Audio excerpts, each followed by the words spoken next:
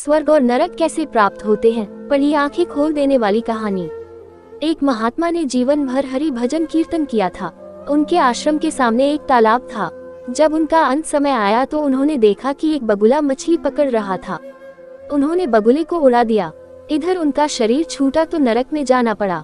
उनके चेले को स्वप्न में दिखाई दिया कि वे कह रहे हैं, बेटा, हमने जीवन भर कोई पाप नहीं किया, केवल एक बगुले को उड़ा देने मात्र से नरक मिला है मुझे, लेकिन तुम सावधान रहना। जब इस शिष्य का भी शरीर छूटने का समय आया तो वही दृश्य पुनः आया। बगुला मछली पकड़ रहा था। गुरु का निर्देश मानकर उसने बगुले को नहीं उड़ाया।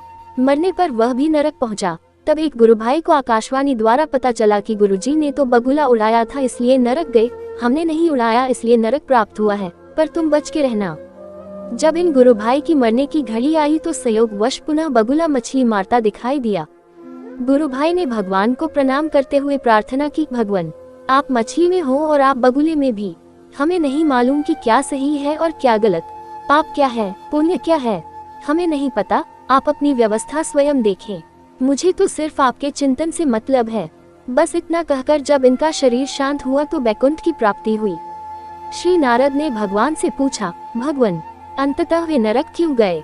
महात्मा ने बगुला उड़ाकर कोई पाप तो नहीं किया। उत्तर में भगवान ने कहा, नारद, उस दिन बगुले का आहार मछली था, पर गुरुवर ने उसे उड़ा दिया। भूख से छटपटा कर बगुले का अंत हुआ, अतः पाप लगा, इसलिए उनको नरक जाना पड़ा। नारद ने फिर पूछा, दूसरे ने तो नहीं उड़ाया, वह क्यों नरक गया?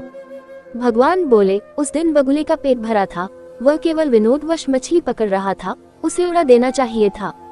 शिष्य से भूल हुई और इस पाप के कारण उसे नरक मिला। नारद जी ने पुनः पूछा, और तीसरा? भगवान ने कहा, तीसरा मेरे भजन में लगा रहा, उसने सारी जिम्मेदारी मुझको सौंप दी। जैसा होना था वैसे ही हुआ, किंतु मुझसे संबंध जोड़ने के कारण और मेरे ही चिंतन के प्रभाव से वह मेरे धाम को प्राप्त हुआ।